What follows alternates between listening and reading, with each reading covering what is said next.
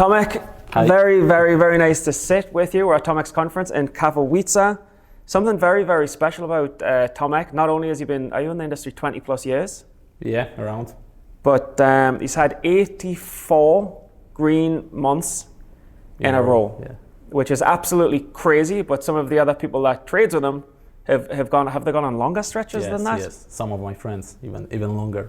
It's absolutely crazy. So I mean, first of all, I mean, it would be good to get just the whole 8 minutes that we'll do here is roughly around this, trying to understand the psychology, the risk, the process, the discipline.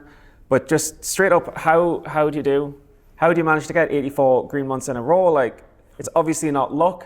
Is there a reason behind it? Mostly because we were when I started, we were focused on mostly on consistency in trading, and we've got a very strict risk management in the prop trading firm that I start with. So it showed me how to trade with limited risk.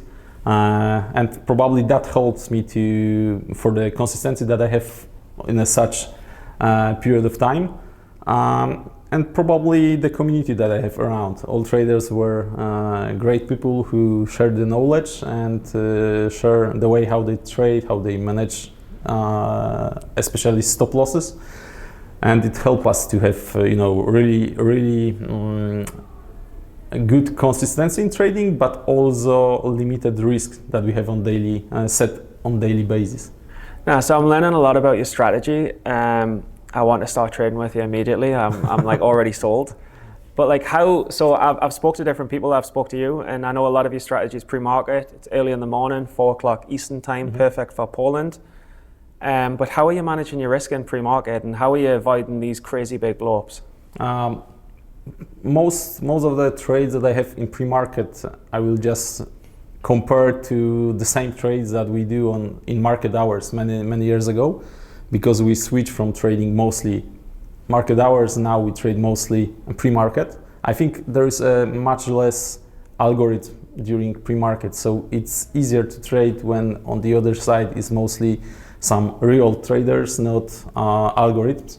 But regarding to blow-ups on some squeezers on the market, I'm trying not to short stocks that with huge volume, with huge volatility. I'm rather waiting for the backside of the move, for the big volume on the first red candle, and only after that I'm trying to start building my short position. So maybe this helps me not to take part in many squeeze action.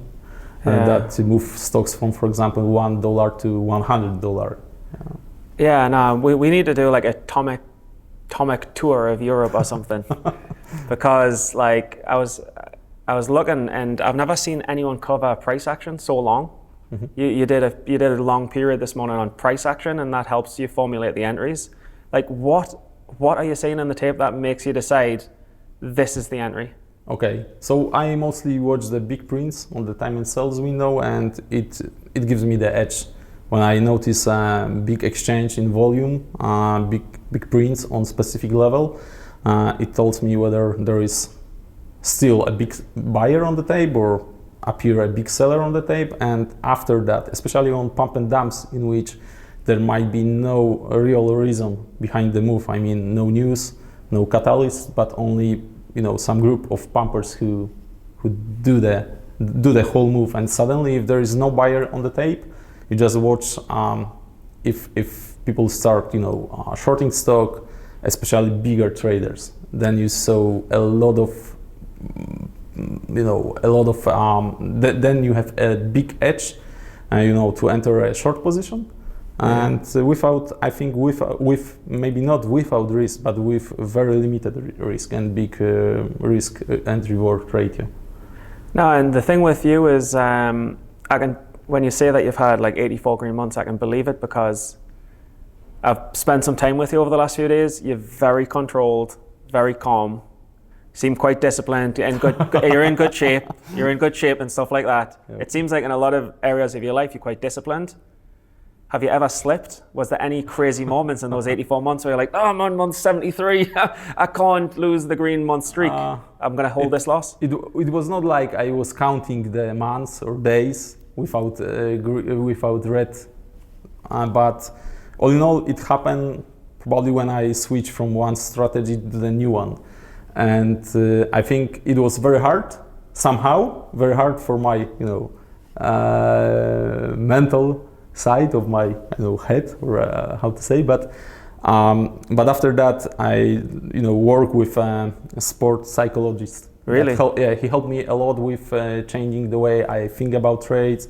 He showed me and compare it to the sportsmen that he worked with, and it helped me to switch to the new strategy, even though after that I've got a few red months, and it took me like 1.5 years, maybe 2, to be again on the track with really good results that I achieved earlier with my micro scalping strategy. So it took a lot of months to become again a good trader, especially after such a great period of time that I have no red months. But all in all, it was worth it after next few years.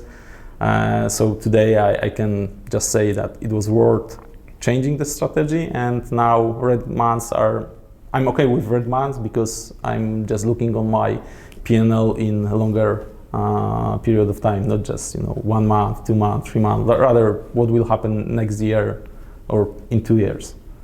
Yeah, and a lot of people know they need to think like that, but they can't think like that.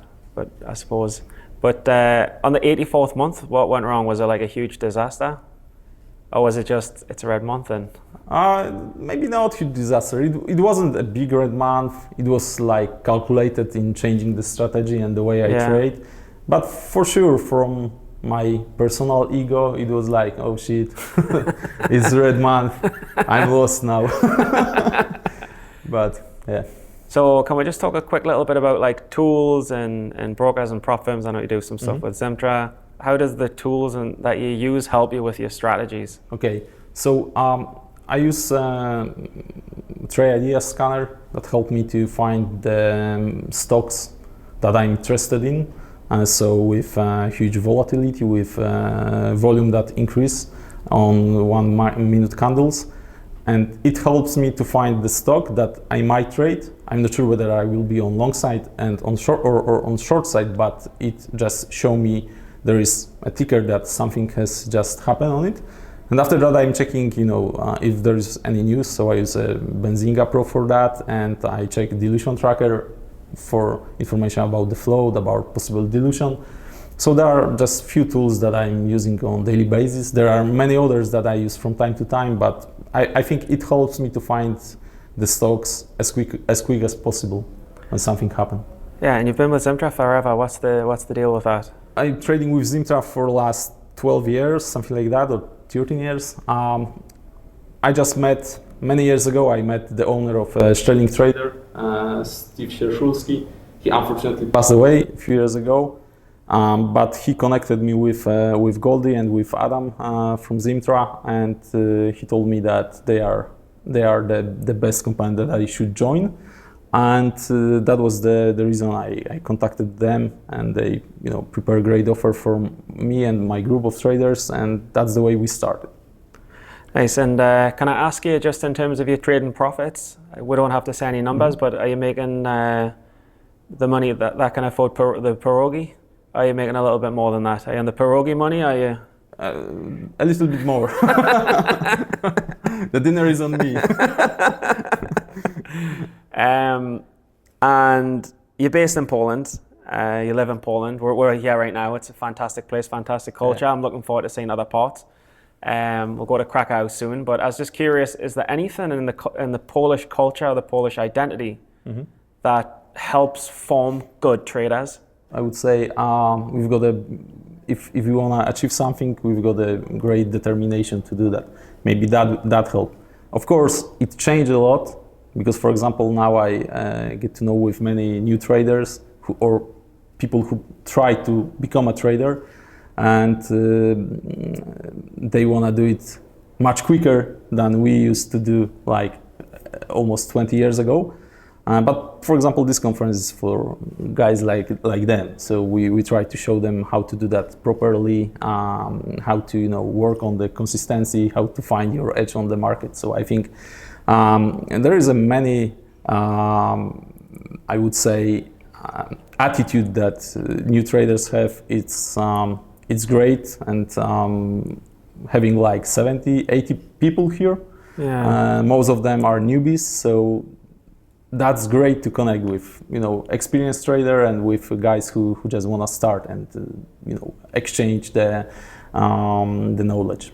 If you had to make me a millionaire trader tomorrow, I'm scared of the answer.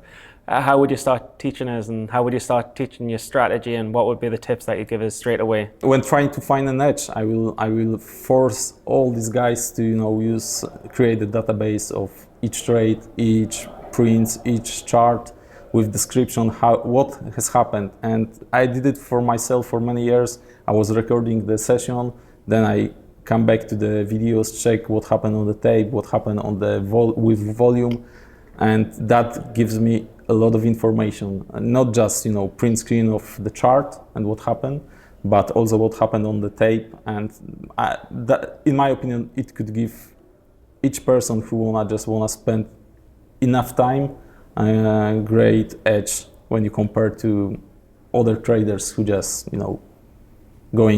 starting each day, each session without any preparation. What about the English who drink too much and have no discipline?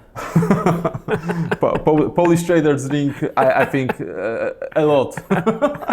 It's still not we a have problem. something in common. You can still do it even if you drink a lot? Yeah. We tried trading after drinking, but I will not recommend. Okay, we'll leave it there. Thank you so much for your time. Thank you. Cheers.